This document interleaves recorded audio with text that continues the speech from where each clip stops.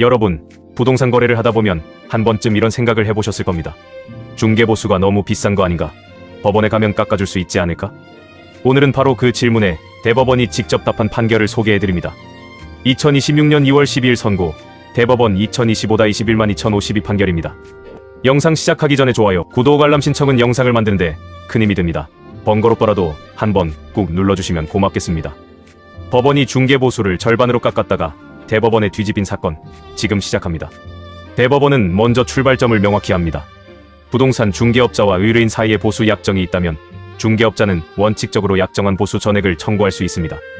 이것이 계약 자유의 원칙입니다. 민법의 대원칙이죠. 그렇다면 예외는 언제 인정될까요? 약정 보수가 부당하게 과다하여 신의성실 원칙이나 형평 원칙에 반한다고 볼 만한 특별한 사정이 있을 때, 그때만 예외적으로 감액이 가능합니다. 주목할 점은 이 감액이 직권으로 이루어졌다는 겁니다. 피고가 법정에서 감액을 주장한 것도 있겠지만 법원이 스스로 판단해서 당사자의 계약을 절반으로 잘라낸 것입니다. 법원이 계약 당사자 대신 계약 내용을 고쳐 쓴 셈이죠. 대법원이 더욱 엄격한 잣대를 들이댄 것은 바로 이 이유에서이기도 합니다. 원칙은 약정 준수, 감액은 어디까지나 예외입니다. 그렇다면 그 예외를 인정하기 위해 법원은 무엇을 봐야 할까요? 대법원은 6가지 구체적 판단 요소를 제시하고 있습니다.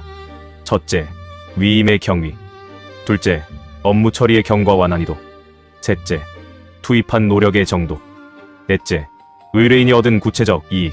다섯째, 법정 수수료 상환율. 여섯째, 기타 재반 사정. 이 6가지 하나씩 살펴보겠습니다. 첫 번째는 위임의 경위, 즉 이 중개 계약이 어떻게 시작되었는가입니다. 의뢰인이 먼저 중개를 요청했는지 아니면 중개업자가 먼저 권유해서 계약이 이루어졌는지를 살펴봅니다.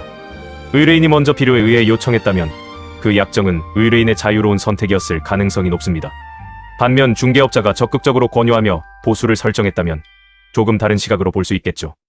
이 사건은 단순한 아파트 한 채 매매가 아니었습니다.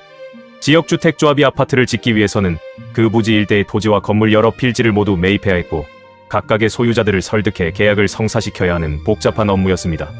피고 측 담당자 소외인 A가 원고 중개법인에게 매입 용역을 의뢰하면서 이 사건이 시작되었고 그 난이도 때문에 법정 상한을 넘는 보수 약정이 이루어진 것으로 보입니다. 계약의 출발점이 어디였는지, 그것이 첫 번째 판단 기준입니다.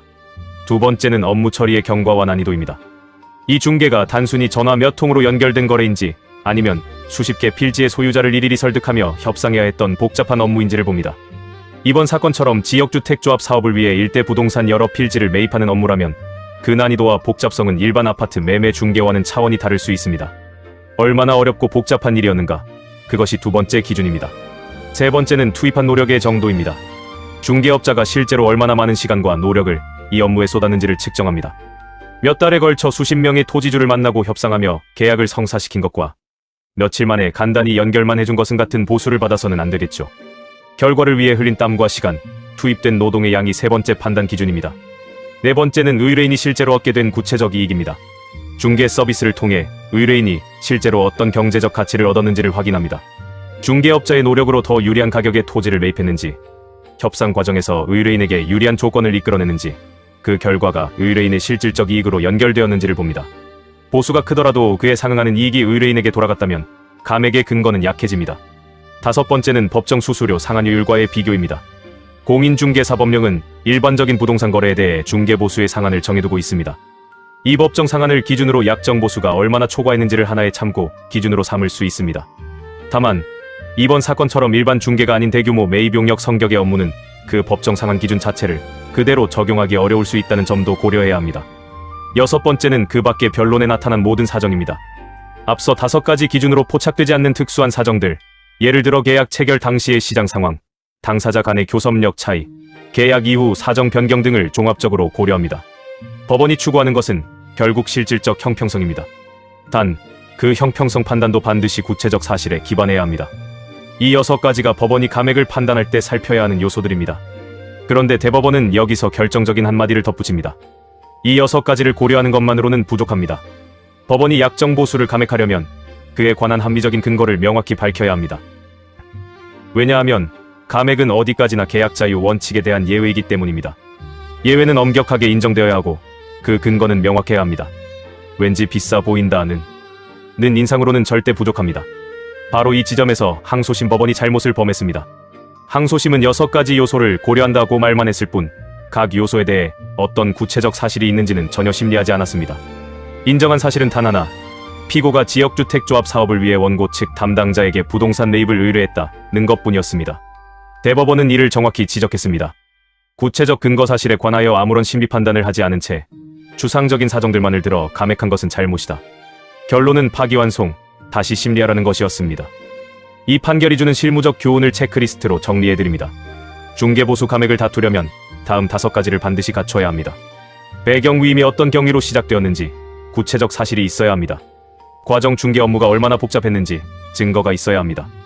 노력 중개업자가 실제로 투입한 시간과 수고가 측정되어야 합니다. 결과 의뢰인이 얻은 실질적 이익이 확인되어야 합니다. 증명, 이 모든 것이 법정에서 입증 가능한 형태로 존재해야 합니다. 감액을 주장하는 쪽도 감액에 맞서는 쪽도 이 5가지가 핵심입니다.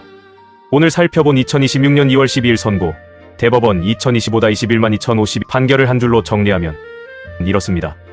약정 보수는 원칙적으로 존중된다. 깎으려면 구체적 근거를 대라. 중개 보수가 비싸다는 느낌, 억울하다는 감정만으로는 법원에서 통하지 않습니다. 감액 청구는 감정이 아닌 증명의 영역입니다.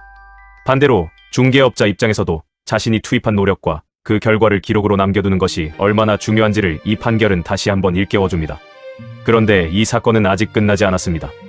대법원은 원심을 파기하고 광주지방법원으로 돌려보냈습니다.